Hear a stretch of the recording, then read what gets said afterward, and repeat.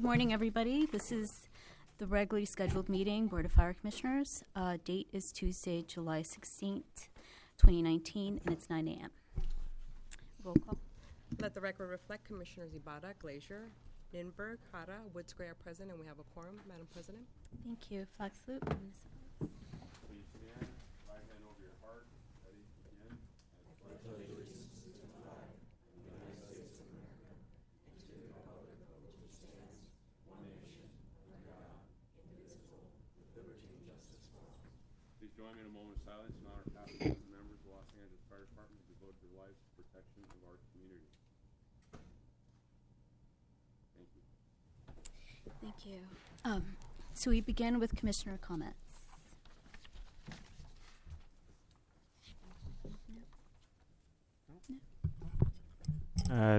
Quick thank yous to Fire Station 62 and 110. I had a good ride-outs with both those companies. Good groups out there. 110 was so I got to see a little bit about the Fireboat 5 and learned something about the harbor. So that was an interesting one. Great. Thanks. So two reports of the fire chief. Thank you, Madam President. On July 2nd, I joined Mayor Garcetti at LA City College to talk about the mayor's LA Youth Program. We don't have anything involved directly with that, but in this year's budget, we do have funding to begin hiring a few of our cadets. I think the amount is a little over $60,000. I think it's the start, and I think that will expand in the future. On July 12th, last Friday, we had a press event with the mayor and Dr. Lucy Jones out at Fire Station 88 to emphasize to the people of Los Angeles to be prepared. We encourage the people of this city to sign up for Shake Alert LA, Notify LA, and let them know about our CERT program. That concludes my report. Thank you. 2B is verbal report by the department on significant incidents from July 2nd through July 15th. Good morning, Madam President, Commissioners, Chief Terrazas, Council. Morning. Alfred Poyer, Chief Deputy Emergency Operations, with your verbal report for the dates you mentioned, July 2nd through July 15th, 2019. We had a total of 19,651 emergency dispatches during that period for an average of 1,403 a day. That is a slight increase. We had an uptick. We transported 8,280 patients to local emergency rooms for an average of about 591 a day, which is right about our normal average for the weeks preceding as well. On July 3rd at about 6 o'clock p.m., resources from Valley Bureau responded to a call for assistance at 5055 North Louise Avenue in Encino for what turned out to be an urban search and rescue incident. A construction worker had fallen into a trench and been trapped by dirt that collapsed on him. Approximately 15 feet deep. Members of USAR Task Force 88, one of our 6 USAR task forces, responded. And after putting protective measures into place, they made entry, and unfortunately the member succumbed to his injuries. I wanted to point out that we have 6 full-time 24-hour urban search and rescue task forces with specially trained personnel on duty at all times for these types of incidents. We have the 1 in 88s in Sherman Oaks, 89s in North Hollywood, 27s in Hollywood, 3s, Task Force 3 down in downtown Los Angeles, Task Force 5 in Westchester, and Task Force 85 in Harbor City. They're on duty 24 hours a day, 365 days a year, providing for trench rescues and structural collapses and other types of things. And I want to point that out because we had a couple of earthquakes over the past couple of weeks you may have heard about out in Ridgecrest. The second of those, what turned out to be a foreshock is what they call it, a 6 point something on they don't call it the Richter scale anymore. They have a different terminology for it. But the second event was a large event, and they requested resources from throughout the region to help with urban search and rescue. We sent a regional component of 8 members with 2 people on an urban search and rescue 88 vehicle, 4 people on a tender with shoring material and lumber, and it's called a tender, a USAR tender, and then a battalion command team out to the Ridgecrest and Trona area to assist Riverside County and Kern County in those endeavors. And there was resources from Orange County and from Riverside County, Kern County, Los Angeles County, and LA City that assisted during that event. And they were out there for a couple of days providing State Master Mutual Aid. The system worked exactly as it should, and our people should be commended for a job well done. If you have any other questions, I'll answer them. Otherwise, that's the end of my report. Thank you. Thank you so much. We do have one public comment, and that's Dr. Tom Williams from Studying CCSC. it now. No? Okay, thank you. So moving on to then 2B, which is significant medical incidents from the medical director. I'm sorry, 2C. It's a report by the medical director from medical emergencies for the same time period. Good morning, everyone. Dr. Mark Eckstein, Medical Director, EMS Bureau Commander. Significant EMS incidents since our last meeting. You've heard me talk pretty much on a biweekly basis here about the chain of survival. I have three saves to share with you. First one was on July 13th. Engine Rescue 35 responded to a 58-year-old female reported collapse. Again, using each link in the chain of survival, which we've worked very diligently to maximize in terms of its strength. The call taker at MFC did an outstanding job in minimizing call processing time, getting the call dispatched in a little over a minute. He provided dispatcher-assisted CPR instructions, which is chest compression only. And the members of Engine Rescue 35 did an outstanding job in providing both basic and advanced life support to achieve return to spontaneous circulation. The patient was then transported to the nearest STEMI receiving center, Hollywood Presbyterian, and is expected to recover. We had another outstanding save on the same day, July 13th. Engine Rescue 46 responded to a 44-year-old gentleman, reported seizure activity, and one of the basic premises that we've underscored and emphasized with the creation of our tiered dispatch system is that many cardiac arrests present as seizure-like activity. This was dispatched as an immediate dispatch active seizure, and then following the TDS script, the call taker correctly identified the patient had ineffective breathing and directed the caller to provide chest compression only bystander CPR. And again, the outstanding efforts of Engine Rescue 46 not only achieved return to spontaneous circulation on this 44-year-old gentleman, he also began to breathe on his own and was starting to wake up upon arrival at the STEMI Center, Good Samaritan Hospital. So that was an outstanding save. Then finally, another notable save was on July 15th in the San Fernando Valley. Engine Rescue 7 on a 58-year-old gentleman, also witnessed collapse by his spouse. And bystander CPR, as per instructions of our call taker at MFC, very, very brief rapid call processing time. The combined efforts of Engine Rescue 7, again, resulted in a return to spontaneous circulation. Acute MI was diagnosed with a 12-lead EKG in the field, and again, the patient was transported to the nearest SRC.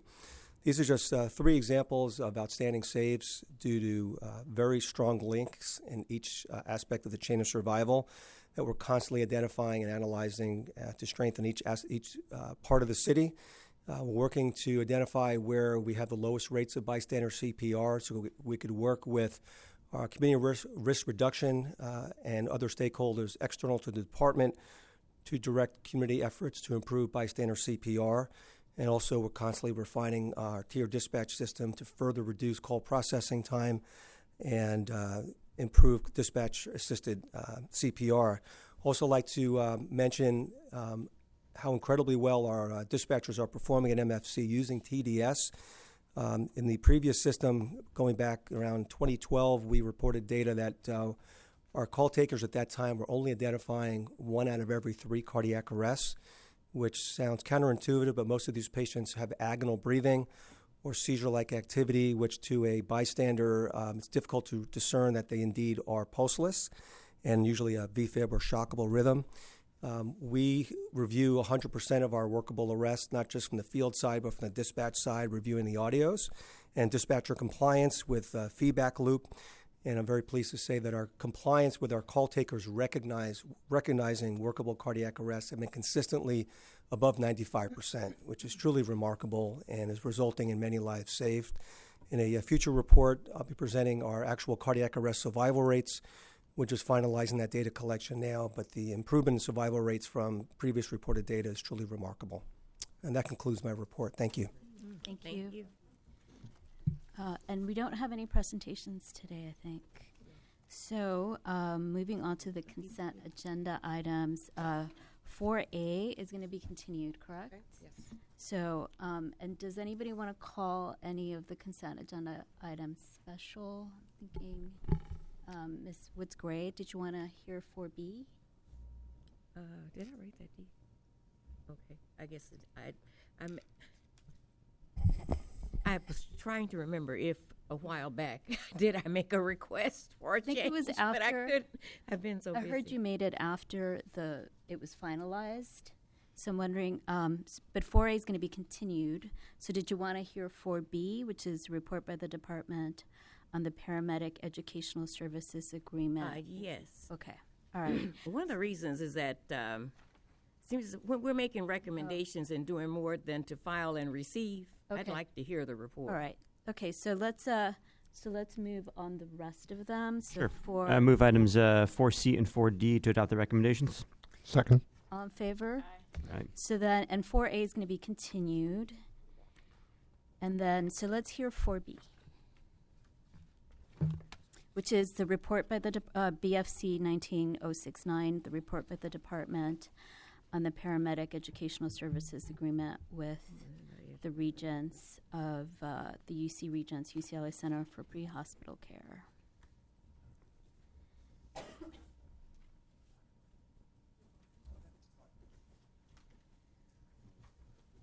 Good morning. Muriel G., Senior Management Analyst to Administrative Services Bureau, Contract Section. Good morning. Dr. Mark Eckstein, Medical Director and EMS Bureau Commander. Good morning. Damian Pacheco, Senior Management Analyst 1, EMS Bureau. Great, thank you. This is a contract agreement that we've had with UCLA for paramedic training for our sworn members, and this is a continuation of this program. All right.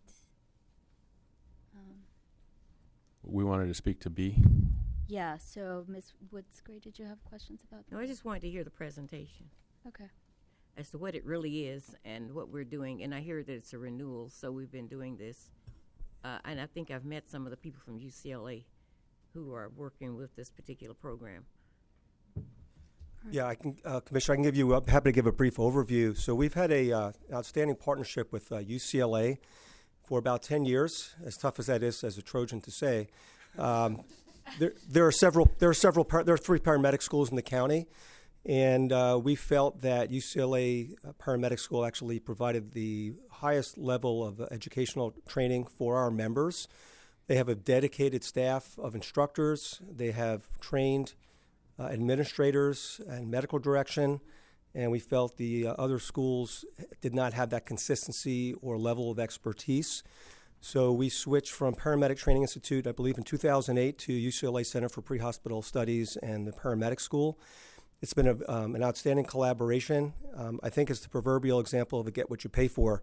So the tuition, which runs a little over $11,000 per member, is higher than certainly the county program, but I think the results speak for themselves. They produce some outstanding paramedics, and it's been a very successful collaboration. They secure 15 seats per class times 3 classes per year, so we have opportunity to train 45 of our firefighter EMTs per year, which has been instrumental as we've filled the high number of vacancies in the ranks, which is important for not just public safety, but for morale. And we just look forward to continuing that collaboration with UCLA to provide outstanding education for our members, to produce highly trained and highly competent paramedics. And again, they've been able to reserve those 15 seats per 3 classes. We've had a few examples in the past where we had a particularly keen need to train some additional paramedics, and they've been kind enough to open some additional seats. But the report you have in front of you is for the 45 seats per year, and the calculations are based on that tuition, which is a little over $11,000 per member, and it's a full-time training, runs for approximately 7 months. It's again very well received, great feedback, and again we just respectfully seeking your approval to continue this outstanding collaboration and outstanding paramedic training program. And it's a renewal for 1 year? It's a 5-year renewal. 5 year, okay. $2.5 million for 5 years is the cost. It sounds good.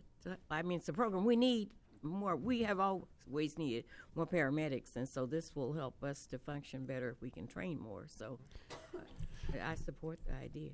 Quick question: are our classes full?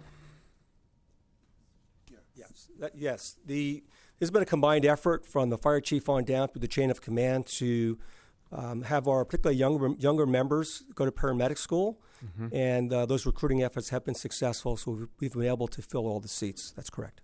Pretty consistently for the last year, and into the future. Yes. Okay. And have all the people who wanted to apply been able to be accepted? There's a pretest. It looks at basic reading comprehension and math competency that the member needs to pass because the predictive analytics show that if they don't have that level of reading and math comprehension, they're unlikely to be successful in completing paramedic school. And there's also coursework and instruction to help members who struggle with that aspect. And our success rate once they enter the paramedics training program is over 90%. And if a member has a problem, they fail a block exam, or for personal reasons they can't continue, we make every effort to accommodate them in a subsequent class downstream. Would there be a reason to expand the contract to have more slots? So I think what's happened in the past is UCLA's been very amenable to accommodate us in that regard, but it's sometimes difficult to fill all the seats. It seems that particularly in the summertime, people don't want to commit to being away from their families, and it's a very intense training program to get through paramedic school. It's a tremendous amount of information to master in a very brief, relatively compressed period of time. So I think at this point, our metrics looking at the number of firefighters who were able to recruit to paramedic school and our vacancy rate, I think at 15 per class times 3 classes per year is correct. I think if the metrics were to change with unanticipated number of vacancies, with retirements or people relinquishing their paramedic license, I think we could reevaluate that. But our predictions based on the vacancies and needs in the field and carefully looking at metrics in terms of augmenting number of ALS assessment engines or paramedic resources, I think we're on a good path right now. I would respectfully recommend leaving the status quo in terms of number of seats. Understood. Yeah. Recognizing it's not in this item right now, I would be interested in maybe, 60 days. Let's just have a look at that on the refill rate of the vacancy refill rate on paramedics and see how we're doing there in 60 days. Certainly. And then the other thing to keep in mind that we task our paramedic preceptors in the field to assist our members when they do their internships in the field. Yeah. So it's an extra burden on that paramedic team who are certified. So they take extra training to be certified as paramedic preceptors, and they have to really mentor our paramedic interns when they finish their didactics and so forth. But we're certainly happy to loop back around and revisit that. But the metrics we have right now is great. And I think the other thing that we're sensitive to, we'd hate to have UCLA hold seats open because there are other students. I'm not suggesting change it. If we can't fill them, we wouldn't be operating in good faith. I'm not suggesting change it now. I'm saying, but let's to the point that you made of right now we have a balance. I'm curious, maybe in 60 days, just to see where we are on that balance. Of course. Thanks. If I could add, every Monday we get a report on our paramedic vacancies, and we look at those numbers and compare it to the assigned hires for the preceding weekend. And we're very knowledgeable about when we have too many vacancies, we have an increase in assigned hires. So one tool we have at our disposal is to increase the number of students to paramedic school. We haven't had to go there yet, but it definitely is a consideration. Great. I look forward to a discussion on an appropriately agendized item. Great. Counselor. Mm-hmm. Thank you. Agree to move to Thank you. Adopt the recommendation for item 4B. Thank you. Second. All in favor? Aye. So first regular agenda item is report by the department on the behavioral health program report of the EMS mental health first responder training program. Let's see. That's not this one. Good morning, Commissioners. Good morning. My name is Dr. Crystal Madrid, fire psychologist. As requested by the Board of Fire Commissioners on January 15th, the Behavioral Health Program is submitting this report on the status of providing the first responder training program. The program was initially piloted to 2 probationary firefighter classes on March 18th and on May 8th to determine the efficacy and feasibility of delivering the training. Overwhelmingly, the participants recognized the importance of the training. They identified the emergent need and they feel to gain tactical knowledge on the interventions, and they requested more learning time to adequately understand and implement the techniques that were being provided to them. The result of the pilot was that the members displayed a strong desire for this information, and that the 2-hour version was not sufficient to present all the materials effectively. The MHA program is modeled after the Mental Health First Aid USA version, with specific marked differences in that it tailors the program to the fire service by identifying how mental health conditions manifest specifically in firefighters. It also identifies how the stigma of seeking help is prevalent in the fire service and debunks common myths held within the fire culture. It specifically identifies how to utilize the strengths of the fire culture to help members seek help. And more importantly, it teaches firefighters how to use verbal de-escalation skills when engaging with potentially violent patients whose aggression is secondary to their mental health concerns. Within the course, there's 3 portions. The first portion of the training will focus on basic awareness and skill building. The learning will then shift to focus on building basic communication skills, which will allow the firefighters to both assess peers and community members whom they suspect of experiencing symptoms of mental illness. Following the basic introduction of mental health, the members will enter the second phase of training, where they will receive formal didactic training on recognizing mental health conditions, including but not limited to anxiety, depression, substance abuse, PTSD, and suicidal ideation. Finally, the third phase of training will focus on severe mental illness and use of de-escalation skills to equip the firefighters with a skill set when engaging with potentially violent patients. The proposed mental health awareness training is intended to both broaden the knowledge base that currently exists regarding mental health conditions, while simultaneously providing concrete skills to assess and handle mental health concerns. This concludes my report. Thank you. Good to see that this was implemented so quickly after we requested it. Mm-hmm. Thank you. This is great. I think your team did a really good job on looking at what we need, and I'm really pleased with the comprehensiveness of your approach here. I think this, to me, is an opportunity for this commission to really show our support for the efforts that we need to do. We've had, I believe, 8 suicides among members in the last several years, this, to me, seems like a very appropriate step for us to take, particularly in light of the chief's leadership on Everyone Goes Home. Mm-hmm. What I'd like to do is I'd like to ask that as a commission we amend the report to take a little bit of a stronger recommendation, which is that by September we have a training plan for all members in all battalions, all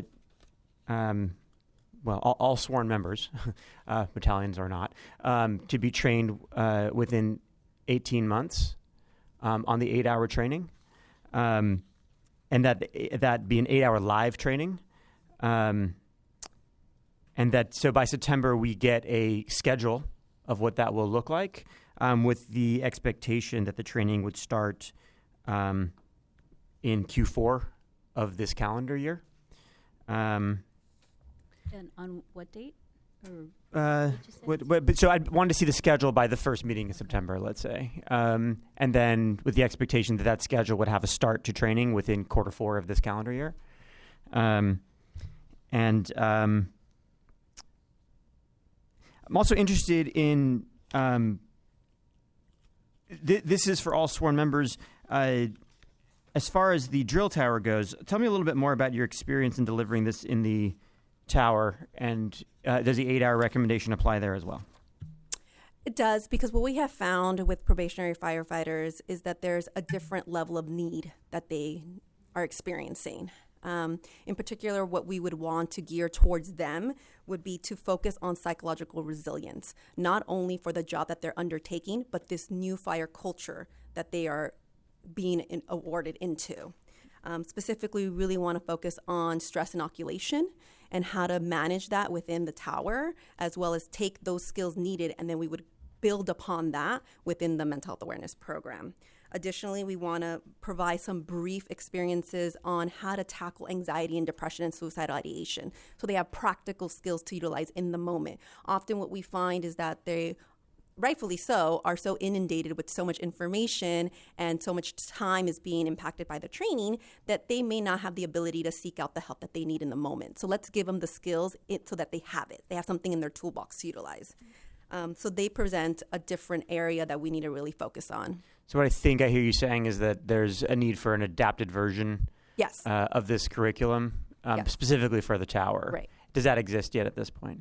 At this point, we do meet with the probationary firefighters, but there is no particular program adapted for them. Okay, so I would love to see your team continue your work on this, specifically for our probationary firefighters.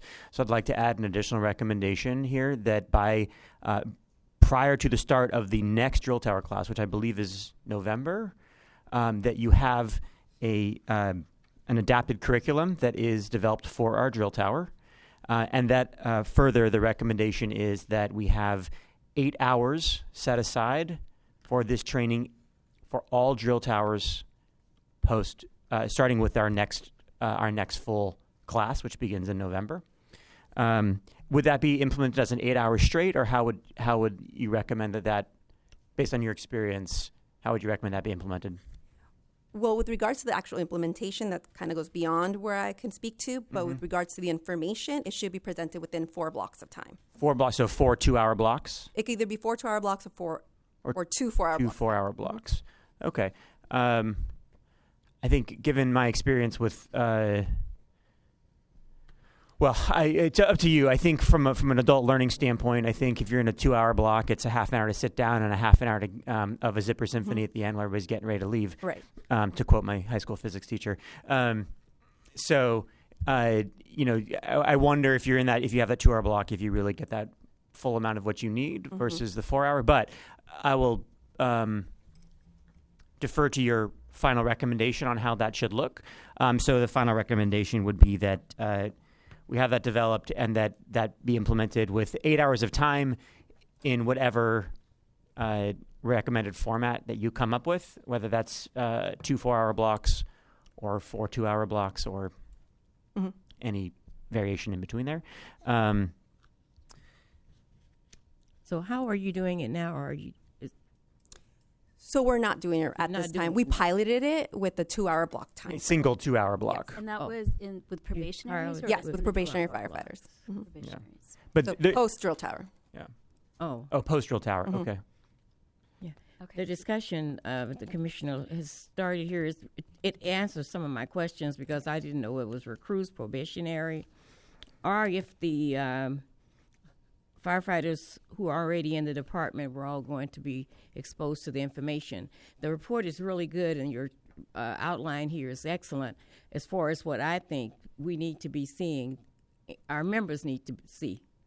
And so, but I just wanted to make sure that at every level, that someone, every level is getting it, even the chiefs at whatever level they are too. Everybody needs to be receiving the training because it, I think, does speak to some of the issues that we've had and that are very concerning and heartbreaking to me. Right. I think, Commissioner Glazer, you're on the right track there. I had those questions on my paper that I needed clarifying. And also, And how many people are in the class when you did the pilot? The first class, I believe, was 50. I don't have those numbers in front of me right now. And the second was 45. I'm sorry, what did you say? 50 and 45. 50 and 45. Mm-hmm. It was two classes. So what would it look like if the classes were smaller, I wonder? Well, the max would be about 45. We don't want to go beyond that for learning purposes. And also what we've discovered is that we want the ability to not only present the information, allow them to digest it, but also have the ability to process it out and really debunk those myths that come out when we Right, present so the that they information. could discuss it in smaller Absolutely. groups is actually better. Right. And So- what also happens is as we start to present this information and really debunk the myths, they start to learn that they may be experiencing those symptoms for themselves. So in that moment, there is a need to ask the presenters, okay, so what do we do if this happens? And often that's really helpful because then we could tell them this isn't a crisis area. This isn't a cause for alarm.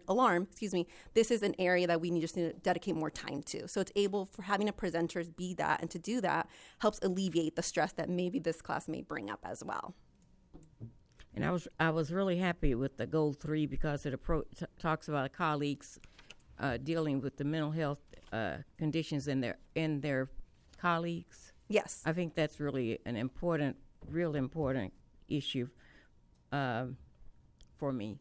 So I'm glad to see that that's included because I'd like them to focus more on each other and also being willing to speak up about it, not just I see it and turn and go somewhere else, because that's an issue for fire department. Not the department itself, but for members of the fire department. They don't like to speak up about things that are happening within their ranks. They kind of like just take it in or go somewhere else. Right. And with the ability of having every member go through this training, it now provides a basic foundation that everyone has. And we could really capitalize on the fact that firefighters do sit around the kitchen table and talk. Now we're just giving them the avenue of how to talk about mental health concerns that may arise, or them being aware of if my partner is going through a divorce, that's something I need to be aware of. Just things to be aware of with regards to that. I think it's great. Thank you. As someone involved in medical education for the past 4 decades, I was very impressed with the curriculum and the fact that you did have a unit addressing, self-care and recognizing issues in oneself and also identifying issues in colleagues as well. And in medicine currently, as we're speaking, the emphasis has been more on identification of fatigue, alertness, and whether a person's getting adequate sleep. Right. Because our finding has been that suicides frequently occur in individuals when they just haven't been getting adequate sleep. So, I guess in a way I'd like to see that emphasized as well, just recognizing that your colleagues are not as alert as they should be and what have you, and a lot of times that's the point that they frequently will commit suicide. There's also kind of an uptick, right, in suicides across many demographics, and we overlap with some of those demographics in this department because it's very male-dominated. But there are certain factors, special to the fire service that we should be paying attention to. But congratulations, this is a really good start, and I'm looking forward to what you guys are going to do with the curriculum. Madam President, could I make a few comments on this after you, Commissioner Ninberg? Okay, excellent. I just have a question. So I can't believe this is only 8 hours. I mean, this is a lot. It's a lot of information. And I think it's fantastic that you can distill it down and have it be effective at this level. Do you see this as ongoing training, or is this a one-time training? I would see it as ongoing. Okay, so we don't have to think about that. Right. We should think about that as we're developing it. But what would come after? Is this every other year? Is it, how often does it happen? Well, we definitely want to focus on maintenance because you're given the training, you digest it, you utilize that information, and then life happens. And you go on, and then you forget. So it would require maintenance of the skills. It would be at that level. I mean, I'm just thinking out loud right now. It probably wouldn't be at that intensity. We just need to refocus on the main points. There's different ways to utilize that training. It could be like, come back in, tell us how you're doing, and then we could give more information, build upon it. There's just different levels you could utilize with that, but definitely a maintenance portion needs to be included. Yeah. And you're tracking the efficacy of it, or you're doing Yes, surveys? we're doing post surveys. Okay, excellent. I think it's a great point. I think when you think about that training schedule, for the initial, obviously we want to get the initial done as Right. with some urgency, but then think about within that when you come back to let us know what you think a maintenance schedule looks like on there and what that course, even if you may not have that refresher course developed yet, that's Right. fine. But the one last thing I want to add on this before turning this over to the chief is just I also want to just recognize that this is also has a tangible benefit for our department and how we deal with the public. I have gotten feedback directly from members in the field of that they feel they are underprepared to deal with the high incidence of mental health emergencies that they encounter, and so that is only a growing issue in our patient load. So this I'm pleased to see this also will have that benefit as well as we do the training. So thank you for including that as well. Mm-hmm. How many people do the training? Well, currently there's only 2 department psychologists. And so you two do all the training? Yes, for the department. Commissioner, my plan on that, I have to talk to President Escobar, but I'd like to try to partner with them. They have one currently, mental health professional, and one that there's funding in this year's budget for a second one. So total we'd have 4, plus the peer support team.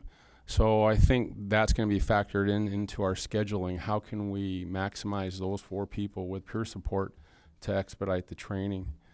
So my comments are in general, number one, thank you for your support on this very important issue. The Everyone Goes Home initiative is a national effort, and in that effort there's 16 areas. We looked at it a couple years ago and we dissected it down to 10. And one of those 10 was mental health. Actually, we broke it out of a different component because I wanted it to be a standalone issue because in 2017 across the country there was more firefighter suicides than line of duty deaths. So it deserved its own emphasis. So this plan moving forward is a way to address that initiative. We have multiple initiatives in progress. We have the cancer prevention one. We have the after action review one. We have changing culture. Changing culture is the number one initiative, and that's probably the most challenging. But I applaud the effort of both our doctors, leadership of this commission. We will figure out a way to do it. It's a balance about response times and the number of our people, and so we're going to have a very detailed training schedule so we can factor all those things in and to get it done as soon as we can. Very good. I think the more trainers you have, the better it would be to do the whole department, especially initially. Thank you. Thank you. Thank you. Yep. So we have one public comment from Freddie Escobar from UFAC. Good morning, President Barra, Honorable Commissioners, Chief Terrazas, Freddie Escobar, and I proudly serve as President United Firefighters of Los Angeles City, representing over 3,300 firefighters, paramedics, dispatchers, inspectors, and pilots of the Los Angeles Fire Department. Chief Terrazas, the answer is yes, absolutely we'll partner with you. 30 years on, this is the best collaborations we've had at UFLEC with management and your staff, and we're on the same page on this. So whatever you need for our members, we will be there. And thank you very much for everything. Thank you. Okay. Okay, I move to adopt the amended report with the recommendations. Second. All in favor? Aye. Great. So moving on to 5B is report by the department on the adopted budget for fiscal year 2019-2020.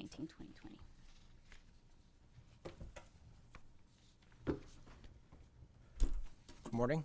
Good morning. I'm Mark Davis, Chief Management Analyst for the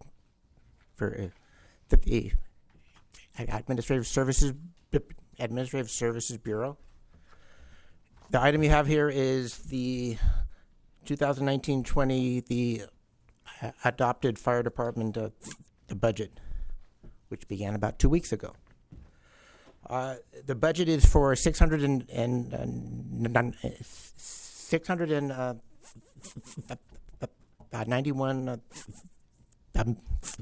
million dollars. Excuse me. This is an increase of $16.75 million over the previous year. This adds 28 new positions. This continues 2 drill tower classes, which will hire 130 new the firefighters. It adds 2 BLS ambulances. It will give us $20 million to continue the fleet fleet replacement. It adds a firefighter for the youth program, and adds funding for the cadet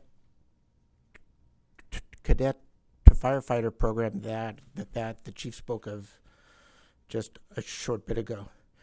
There are 45 the line items in the report that you have there. But to put into perspective, 94% of this budget is salaries. Everything else to make this department work, all the expenses, all of the parts for all of the fire trucks to get fixed, for all the travel, for all of everything else, for the lease for the helitanker, all of that is the other 6%. We have a very tight budget. We have a very good budget. The chief was quite successful this year in getting the additional 16.74 that got added to our budget. And that's what I have for you. We can talk about any of the other 45 line items that you want to talk about. But in a month from now, we start the process for the 2021 budget. Right. So it doesn't end. And we just completed the budget for the 19 fiscal year, and we did not have a deficit. We were able to break down the hole that we had earlier in the fiscal year. That's my report. I'm open for any questions. Very good. How does this differ from the last proposal that we saw? Is it was that pretty much final? Let me start off by saying that this budget is a collaboration with the department and UFLAC and Chief Officers Association and Commission, City Council, Mayor Garcetti. There's many steps to the development of the budget. We start off with our initial proposal, and then usually we don't get everything we ask for. And then through every step of the budget process, we lobby for the things to be put back in. And when we went to the budget hearings in front of Budget and Finance Committee and City Council, we asked for 13 items to be added back. And the department with UFLAC and COA spoke with a united voice, and we were able to get 12 out of those 13 items. The one item we didn't get, we're working on. It's a Port of LA funding issue, and the port, the MOU is basically a contract, so we're working to figure that out. So to answer your question, the end result is very close to what we initially proposed, and it couldn't have been done unless we had collaborated with all those entities, and we're very proud of this. It's a record-setting budget, and we're restoring resources. Light Force 38 is coming back on Sunday. We added 2 800s, 2 FRVs. The youth program positions, we got 10 cannabis inspectors. Across the board, we did very well, and we're looking forward to, not really looking forward to it, but we have the next budgetary process to engage again. Thank you, Mark, for reminding us of that. Madam President, Yep. to the President, to the Chief, I heard your name constituency groups that you're collaborating with, but I didn't hear the Women in Fire Service. Are they involved because I remember there was some requests from them for something. Well, we had a group of people that met and we had a request. So I didn't hear you mention them, so I'm just questioning. We deal with the part that official they play. bargaining unit, which is United Firefighters of Los Angeles, LA Women in the Fire Service, the Centurions, Los Bomberos. All those stakeholder groups are members of the union. So we, for contract purposes or budget purposes, we talk to the union. And the union does a pretty good job of having strong communications with all the stakeholder groups to share their interest in our discussions. So, but so outside of that, since women, I'm trying to say this tactfully, they're our special group. Yes. We are a special group. And sometimes we don't always fit into some of those other constituency groups. So I'm just wondering if you ever reach out to them as a special group to get their opinion on budgeting, because nothing against my brother over there and and my union brothers, but I just know that the women are we are a special group, and somehow we have to be treated, not necessarily treated differently, but included. Make sure that we're included. We Because do. our issues may be a little bit different, and it's not that anyone would want to ignore them or overlook them, but just because you're not a woman, you may not really realize that this is happening or that you should include this. I'll tell you, we have regularly scheduled meetings with all our stakeholder groups, the women, the Centurions, the Los Bomberos, UFLAC, COA. And in those discussions, sometimes there's budget-related issues. And when there are, we take that to the union and we say, these are something the stakeholders are bringing forward, and we're proposing this. And then we talk. And we've been very fortunate because of the positive relationships we've had with labor over the past 5 years. We're able to get it done. So to answer your question, I feel that all the stakeholder groups are represented, and in the budgetary process, when there is an issue that relates to the budget, their concerns are known. And there is at least one item that I'm aware of that originated with Absolutely. women. Oh, Yeah. So there which is one is that? Yeah. It's the organizational study. Where it's on this That was list? part of the working group that you were. Is it on this list? Mm-hmm. Yes. Yeah. Yeah. We asked for 250. There was a mistake, and they ended up with 200. So there may be others, but there's at least one. That's a good case study. That was one that did not make the budget. That's what one of the 12 that we got. That was at the request of the department, the union, and the chiefs union to add it back. Mm-hmm. And we were successful. Commissioner Ninberg had a big role in that, and together we were able to acquire the funding. Okay. Well, thank you very much. I'll discuss it with you later. More details about involvement. And I'll speak to the president of UFLAG for more information. But I understand your concern too, and Well, when I heard, I realized that bargaining is between special groups by law. This is, But- so I'm being reminded by city attorney that we're kind of going a little bit beyond the scope Beyond the of budget, what's on the, Okay. of what we've agendized. So that's a good conversation to follow up with Yeah. the chief. Thanks. Great, thank you so much. Great. Did you have a question? Yeah. Okay, move to adopt the recommendation for item 5B. Second? All in favor? Aye. Aye. Oh, actually, we have a comment, I'm so sorry, from Dr. Tom Williams. I rescind my Let's see. motion. So rescind that.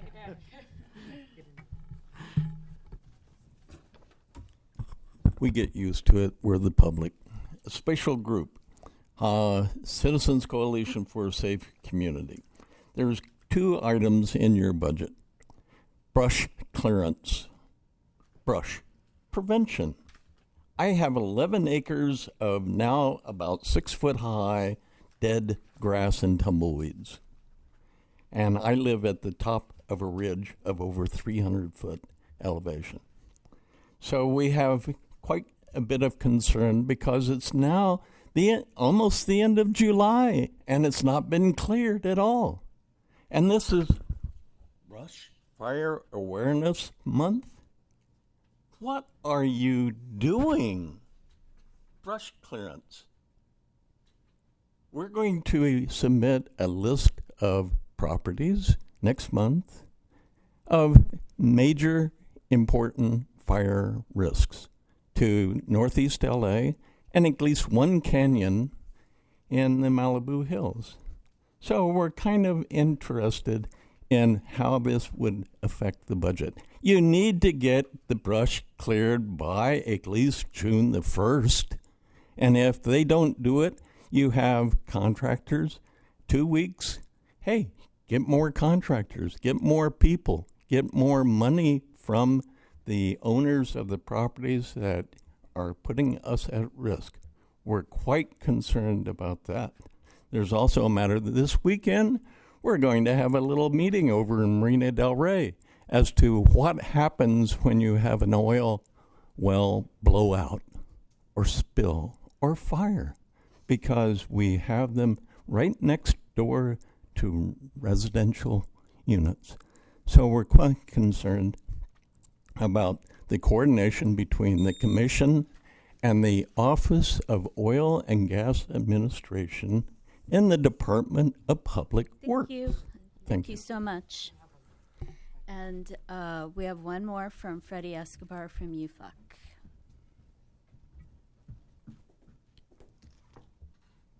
Good morning again. Good morning. Freddie Escobar, proudly serve as President United Firefighters of Los Angeles City, representing over 3,300 firefighters, paramedic, dispatchers, inspectors, and pilots of the LAFD. I'd be remiss under this topic not to address the collaboration work that we've done. I sat on the executive board for the past 10 years. This is my first year as a president, being the lead negotiator, and we were able to get what we got in budget because of the collaboration and the leadership of Chief Terrazas and his staff and UFLAC as we move forward. We look forward to working with you again right around the corner, and it shows the collaboration and the power that we bring. Thank you very much. Thank you. So that's 5B. Oh. Okay, I remove to adopt the recommendation for item 5B. I'll second. All in favor? Aye. So 5C is report by the department on the corrective action summary recommendation.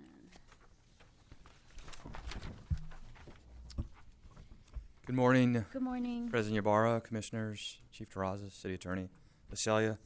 Stephen Gutierrez, Assistant Chief, Professional Standards Division. In front of you is Board of Fire Commissioners file number 19-084, which is Department's Corrective Action Summary. This was a quarterly report which at some point back in 2015, end of 2015, stopped moving forward, but I'm happy to say that we are bringing it back. We've met, and I'm proud to say we've met with United Firefighters Los Angeles and talked about this moving forward and bringing it back on a quarterly basis. I truly believe that this report that will go out quarterly to the field is a very positive tool to be utilized by supervisors and their commands to really look at and highlight areas that members make mistakes on, and more importantly, look at the consequences. So it's a positive training tool. The report is broken down in 3 areas, 2 of which are the offensive areas, which includes reprimands, and the last part is the education-based discipline. I'd like to take a moment to talk about that just for a minute. Within that, you see 2 nondescript cases. There was actually a total of 4, 2 of which didn't make within this reporting period because the members completed their education before it became ripe. So this is really one part of the overall education-based philosophy that the department has adopted and moving forward. I truly believe that it's working, and I can honestly say that we are starting to really see in PSD a cultural shift. We are starting to see members come forward and really assume responsibility and accountability for their actions when they do make mistakes. I'm happy to report working with UFLAC and in looking at other areas to improve the department's disciplinary processes and moving forward. So that ends my report. I'll take any questions at this time. So I'm glad to see this came back. It came back in a slightly different format than we had it before. We had slightly different details as to like the ranks of the members who were involved. So I'm just curious what other commissioners will say about the format.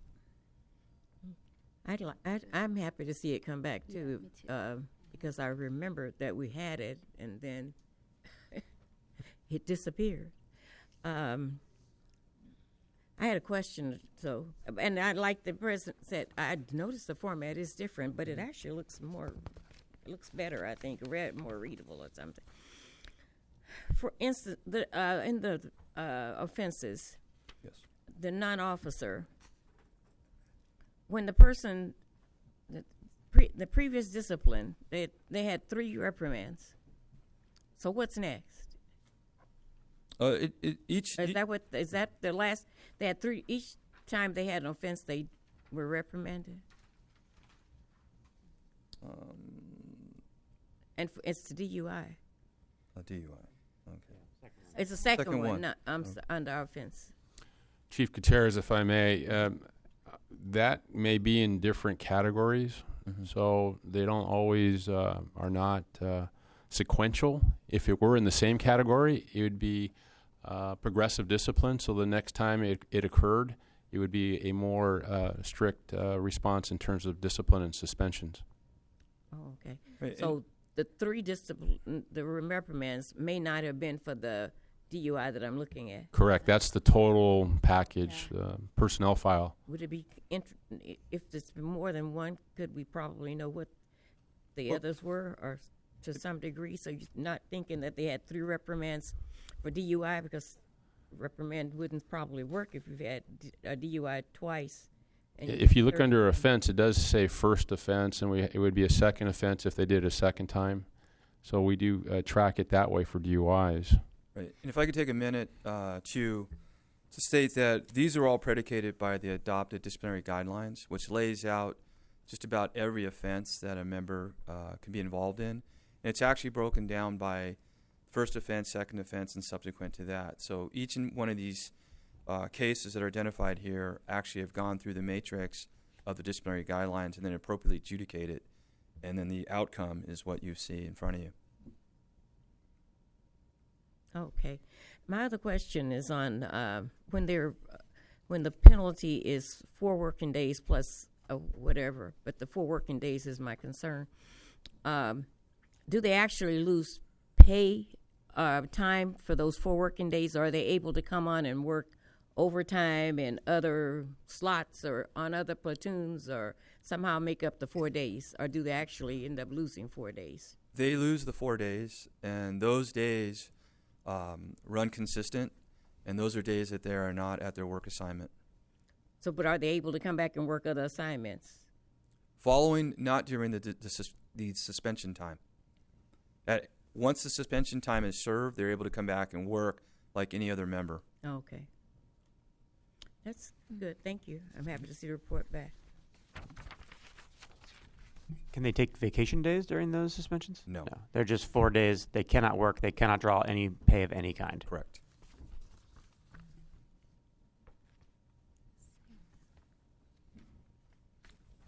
So, and just to clarify on the ranks, so officers, you mean chief officers, right? And then non-officers could be captain and down to firefighter. Officers are captain and above. So, okay. So officers, okay, so it's captain and above, and then the non-officers is captains. Correct. And below, I mean, non-captain. Yes, ma'am. Gotcha. And below, okay. It might be helpful to differentiate between chief officers and officers for future. Yeah, I mean, I think we used to get, the way this report used to be, is we used to have we used to get the specific rank of the member. And obviously you wouldn't identify the member, but you would say like firefighter 3 or AO or whatever. And so we're not doing that anymore, it looks like. I think the idea is to make it a learning tool, make it a positive learning tool, and I think the more nondescript More because- anonymity, you're Correct. getting into it. And I'll tell you the way it works, because I remember as a captain, and we'd get these, and part of the supervisor's duties is to go over new material and things and trends that are happening in the department. And this is one that it's looked at very closely. It's discussed, and you have various ranks, various tenure, and it's looked at, and the officers really go through it, and there's a discussion around it. You know, sometimes if you give too much information, you take away that confidentiality piece, and then it really minimizes the effect of having a positive tool. So I would say the more nondescript and having the actual case that took place and the relevance of what happened and the consequences of it for discussion is really the importance of the report. President, on this issue too, it's not going to stop with just a commission report. We're going to put it into a department bulletin and distribute it to the field. That's what we used to do. And the captains would cover this at lineup. And what we're doing really is setting expectations for our members. When they see what the offense was, it really is a reminder to be careful. Don't be doing that, because this is the penalty. This is the consequence.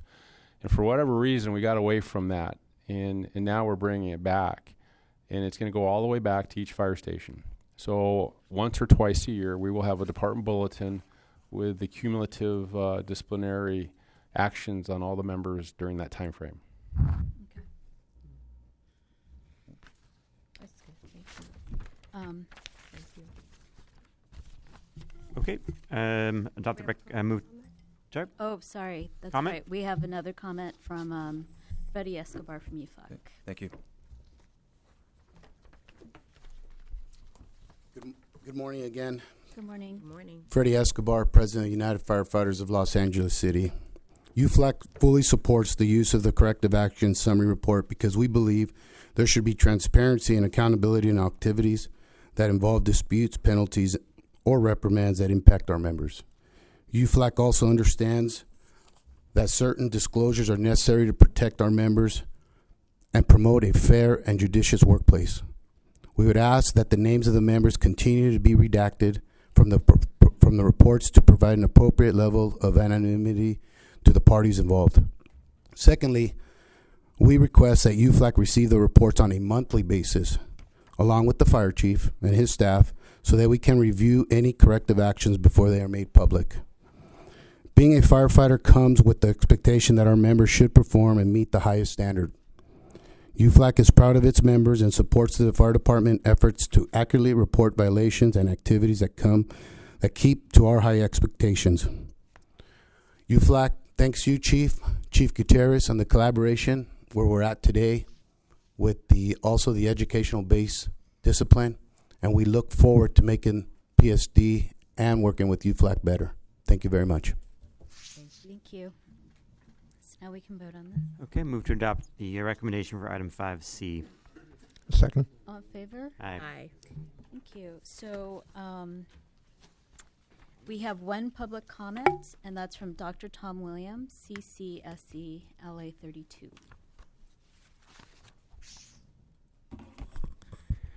Good morning again. Dr. Tom Williams, Citizens Coalition for a Safe Community. You ever heard the phrase gross negligence?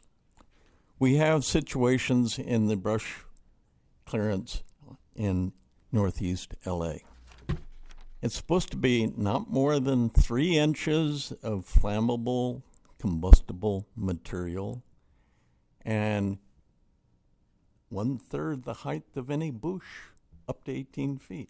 And then there's supposed to be 6-foot clearance from the canopy for ground staff to move through in order to fight a fire. This is not being enforced in those areas which have been cleared by inspection for complying with the brush clearance requirements. There's no compliance with the 3-inch to 72-inch clearance area. So we're quite concerned about, number one, the inspectors aren't inspecting to the code that has been established and is supposedly enforced on all other people that have clearance requirements. I clear my property. I have about a quarter acre, but I have 11 acres of uncleared right now combustible material heaped on the ground, commonly just dead grass, commonly wood, sometimes tree branches, and no clearance to 6 foot for those trees over 18 feet. So we're quite concerned because we have a lot of hills and we have a lot of good runs from the road all the way up to structures in Northeast LA. In the canyons, I don't know how you comply there because Thank you, it doesn't Dr. Williams. pass Thank you. inspection. Thank you. We've heard your comments about this. I'm sure somebody will look up your address. So we can. Okay, move to adjourn. A little thing. Thank you. We can have. Oh, yes, we should. Can we adjourn? Second. All in favor? Aye. Aye.